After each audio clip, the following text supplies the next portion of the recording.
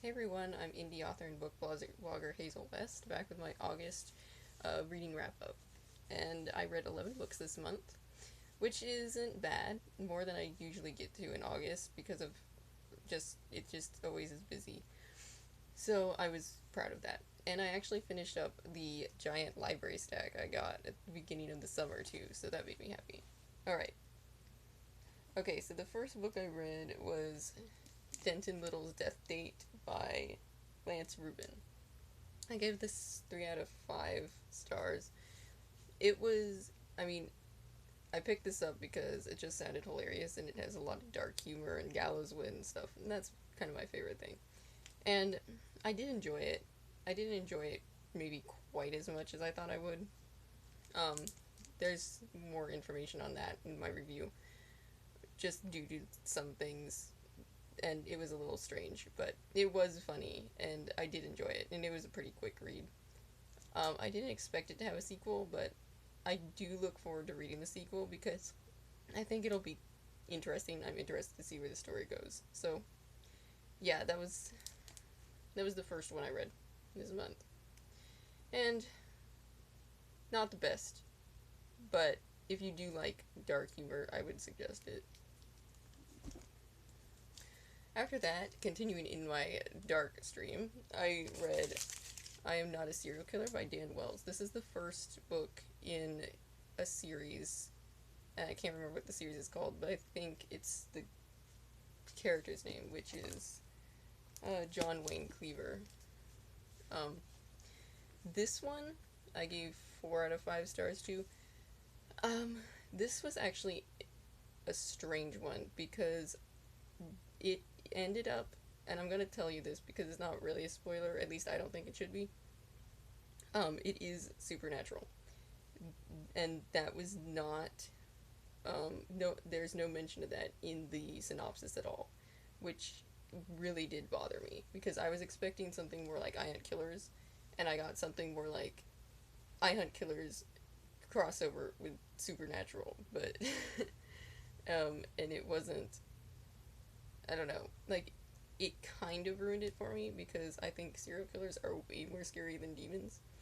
Um, so I wasn't as freaked out as I should have been reading this book, but I did still enjoy it. It as far as like a supernatural mystery goes, it was pretty good, and and um it was really interesting to read about John Wayne Cleaver, who is a way scarier kid than Jasper Dent ever was. So so that was kind of interesting to read about him as a character and just the psychology behind him because it's also in first person. So that was cool. And I did like it for that, and I will continue the series because I look forward to see where it goes. After that, I wanted something lighter, so I picked up Sun and Moon, Ice and Snow by Jessica Day George. It's a fairy tale retelling, or it's not really a fairy tale, it's more like a folk tale retelling of East of the Sun, West of the Moon. It's a Nordic fairy tale. And obviously, I gave this 5 of 5 stars because I love all her books, and this one was just really, really nice. This might be one of my favorites of hers now, as apart from Princess at the Midnight Ball, which is also my huge favorite. But I just I love Norse fairy tales, obviously, and plus, besides that, there's like little undertones of Beauty and the Beast in this, which is one of my favorite fairy tales of all time. So, yeah, I really like this one. One of my favorite reads of the month. After that, I picked up Olivia Twisted by Vivi Barnes, which is one of the books that I got at the author event back in June when I went. So, um, I meant to read this one last month, but I didn't get around to it. And I picked it up this month because I really wanted to read it. I ended up giving it 3 out of 5 stars. Um, Sorry, that was my text. Um,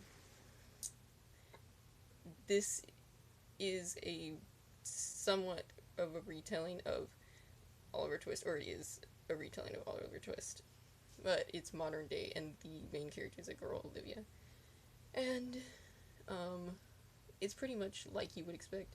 It had a little more romance than I usually like, which is why I only rated it 3 stars, but I actually was really surprised that I liked the main character as much as I did, because she's not really your typical young adult heroine with the attitude and all that. She was actually a pretty likable character.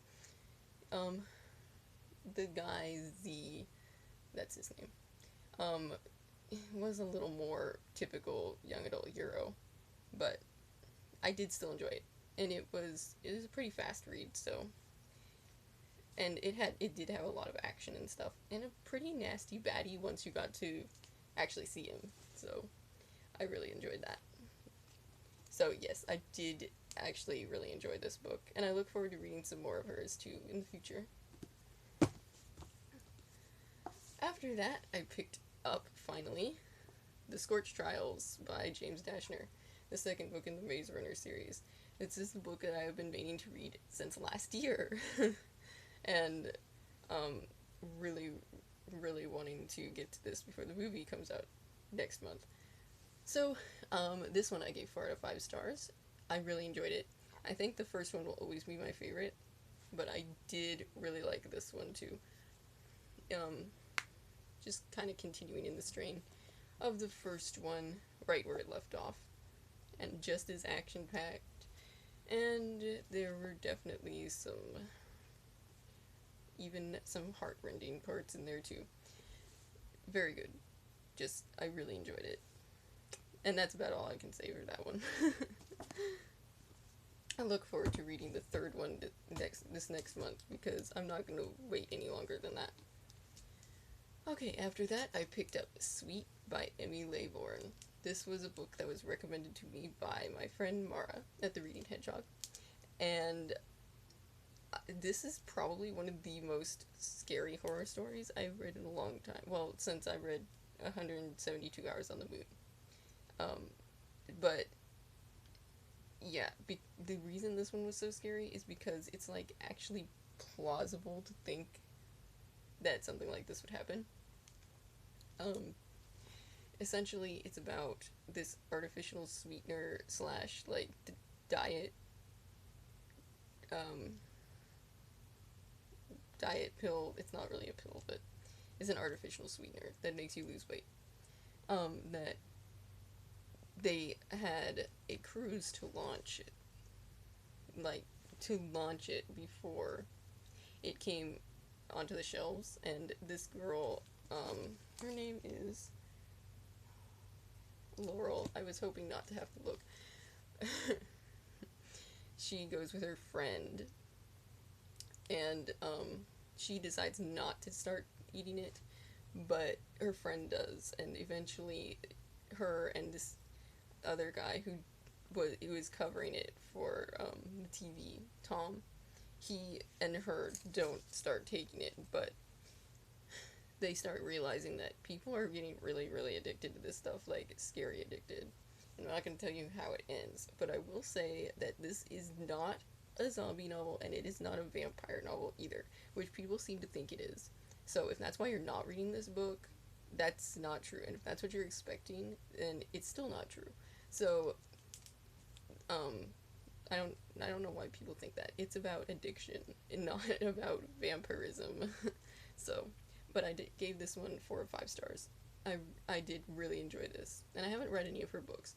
The only thing that I have against this book is that it seems to be like it's gonna have a sequel, or it might even be a trilogy, which I don't know how I feel about that, but I will continue it.